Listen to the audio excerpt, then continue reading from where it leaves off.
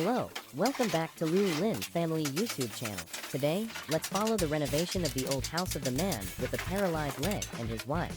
With the help of our neighbors in the village, work begins to be done, but the story of the guy who's paralyzed in one leg is still a moving story. I heard it from his own mouth.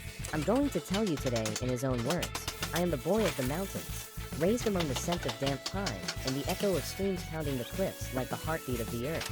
I learned to read the weather by the color of clouds, and to hear direction in the wind whistling through dry corn leaves on the slopes. The day I fell, the sky was so blue it looked innocent, while the pebbles beneath my feet had their own way of betraying a careless step, chasing my friend's laughter. I slid across wet grass, scraped soft moss, plunged into emptiness like a stone that never had a name, and every sound shattered into cold glass. When I opened my eyes, the smell of medicine clung to my hair. Villagers called my name like calling rain too soon, and my legs stayed silent like a secret newly locked away. The hospital smelled of disinfectant and had lights white as falling snow, where doctors spoke short words that took a lifetime to understand. One leg no longer felt anything, a nerve like a collapsed road, and every step since then became a new negotiation with gravity. I returned to the village on a lumber truck, sitting among pine-scented logs, realizing that here, people fix their roofs before fixing their hearts. The old brought forest herbs, the young brought jokes, so I wouldn't bow my head, and children ran ahead to teach me how to chase them with freshly carved bamboo crutches. I began measuring the world by the distance from porch to gate, from gate to well, from well to market, and from market to that steep hill no one wanted to name. Each morning, pulled a sock over a leg that slept like a log, tied my shoes as if mooring a small boat, reminding myself that the sea still exists even if the waves refuse to come. My first crutch was made from young bamboo, smooth as an apology, and I fell a few more times so my friend could learn how to wrap cloth around the handle to soften the pain. I practiced stepping on wet stones after rain, counting 1, 2, waiting for the crutch tip to find its hold, believing patience was the third muscle my body had to grow. The village blacksmith bent a nail into a hook of iron for the crutch's tip, and from then on I had a claw that could cling to winter. At night, I sat in the yard, listening to wine carve the valley into low notes, realizing that loneliness has its own sound, thick as a cloak, yet not tight enough to suffocate willpower. I started mending fishing nets for neighbors, letting tangled threads keep my hands busy while my mind learned to untie knots without complaint. I learned to fix old radios with a soldering tip glowing like a dragonfly, so the village could hear the news, and I could hear the world flow through mountain cracks. I sharpened kitchen knives for the women, traded for hot corn cakes and forest tales, feeding my imagination through long nights. During harvest, I stood on the truck bed guiding the driver downhill with my eyes, while the men below became the silent legs I no longer had. I built a workbench under the porch, where the wind acted like a strict teacher, teaching me to carve wood along the grain, so neither plank nor faith would break. When sudden rain turned dirt roads into riddles, I solved them with bamboo crutches and a breath longer than the slope itself. I began carving my name into wood not to boast, but to prove that a mark can stand tall even if its letters have lost one leg. Sometimes I remembered the cliff where I fell, like a lesson without chalk, and promised myself I'd return when courage weighed more than fear. Winter came smelling of charcoal, smoke hanging over slopes like unfinished poetry, and I wrapped wool around my knee and my pride alike. I reinforced my crutch with a second iron ring, teaching it to grip the frost like a coconut climber gripping the sky. Friends took me up hills of wild daisies, where I learned to change direction on soft earth, each slip teaching me how to lock my hips and trust the new balance. I couldn't run, but I learned to arrive on time by starting earlier, carrying less, and keeping a heart steady as a faraway drum. I discovered the gentle cruelty of mountains. They pity no one, but reject no one who pays in sweat. At the market, I sold carved wooden animals with horns shaped like winding roads and eyes deep as sleepless nights, souvenirs for travelers craving a piece of shade. A teacher from the lowlands once asked me to repair a broken guitar, and that night, its rhythm flickered like fire speaking through strings. I learned to keep time by tapping my crutch softly on the floor, letting my silent legs dance without stepping too far. Villagers still helped carry water, split wood, and clear snow off roofs, but they never took away my right to be tired by my own labor. I showed gratitude by fixing the old woman's stairs, making a bamboo railing that felt like a greeting stretched across rainy seasons. One cold afternoon, I slowly guided a lost child across a trembling bridge, believing courage needs a steady breath as much as strong hands.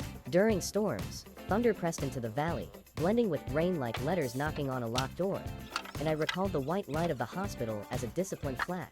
I lived each day like a knife being sharpened not to shine, but to stay useful without losing its edge. The cliff that broke me stood there like a silent witness, and I decided to visit it as one visits a teacher who needs no introduction. At dawn, I readied my shoes, checked the iron tip of my crutch, pocketed a wool scarf my friend's mother had knitted, and left before the second rooster crowed. The old stony path still had dew in its cracks, and I pressed my crutch there, as if bolding a sentence I meant to remember. The sun rose behind the pines like a late ally, its light enough to show the next step without asking permission. There was a slope so steep it felt like a final question, and I paused for 3 breaths, knowing victory slips easily from impatient hands. When I touched the cliff's edge, my palm burned as if holding a coal, and I set the crutch down like a calm salute.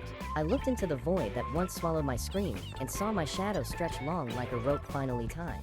I didn't apologize to fate, nor forgive the moss. I simply acknowledged that from here, I would walk forward with open eyes. I planted a bamboo pole, tied to it an old red cloth, letting the wind speak for me and tell travelers this place was named by one failure. On the way back, I visited the teacher, gave him a carving of the cliff with a new trail, saying music could fix broken seasons too. I opened my porch for children to learn whittling and tying shoelaces, teaching them how to fall without breaking spirit, and how to rise without pushing tomorrow aside.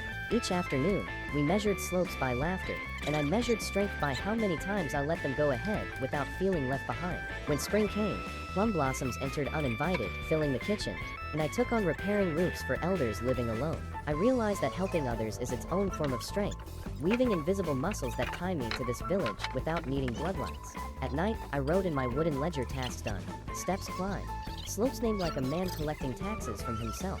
Sometimes travelers stopped at my gate asking directions to the famous cliff, and I sent them the way with fewer loose stones, because beauty isn't worth a careless price. Villagers called me the smiling crutch, and I smiled for real, because faces too must be trained not to collapse. On moonlit nights, I leaned my crutch against the wall, my forehead against the wood, realizing memories grow roots they stop hurting when they start keeping you upright. Some days clouds sank low enough to touch the roof, the whole world written in white chalk, and I drew my path again with a fingertip on air. I no longer asked why the accident happened, I only asked what I had done with it, and today's answer wasn't the same as yesterday's. I went to the schoolhouse, offered to build a handrail from old wood, and children raced down it like skating on laughter. On rainy days, I taught them to tie shoelaces tight, because many failures begin with one lazy knot. A child asked if I was ever afraid. I said yes, because fear is the security system of life, and courage is its operating manual. That evening, wind roared through the gorge like a beast seeking its den, and I tied down my porch roof with a knot I'd learned from a carpenter. I never wanted to be an inspiration. I only wanted to silence one creak at a time, because if everyone fixed one creak, the whole village would rest easy. Sometimes I went down to the town at the mountain's foot, bought screws and rope, and watched the city's calm surface like a lake without ripples. I realized the world is wider than mountain curves, but not every wide place lets you breathe as deeply as home. At night, I climbed back, my crutch, tapping rocks like 2 spoons, keeping rhythm for an old song. The lamp outside my yard waited like a landmark that never runs out of oil, and inside, my work table gleamed with the polish of persistence. I laid out the knives I'd sharpened, the carvings I'd made, and a small sign reading, "Tomorrow's repairs belong to tomorrow," a treaty of peace with time. Lying down, I felt the whole day in my shoulders, hands, and back, and thanked my silent leg for keeping balance with quiet dignity. Another dawn came, with fog blanketing the hills. I stood at the doorway, listening to the world open with roosters and hay, starting again, like a farmer at a new season. I believe each person has a cliff to name, a crutch to learn, and a village to return to, even when the road forgets them. If anyone asked if I would trade places with my past, I'd shake my head, because what I have today can't be bought with 2 good legs, only with a heart that learned to stand. I kept carving, fixing, teaching, leaving a small story on my desk each night, reminding myself that life lengthens not by dreams, but by what we finish. The wind that passes my porch always carries pine, and when it does, I watch my crutch lean slightly, like an old friend nodding in agreement. I know I'll fall again a few more times, but I also know I'll rise the same number, because we count life not by falls, but by the times our hands find their grip.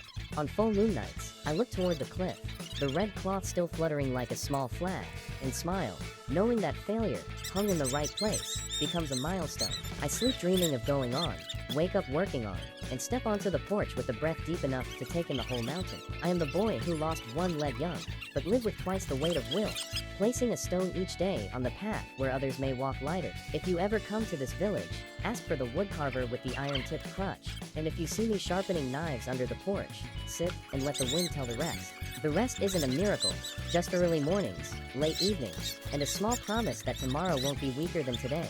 And if you ask my secret, I'll point to the crutch, the scar along my knee, the red cloth on the cliff, and say a line long enough for a lifetime. Just go, but go all the way.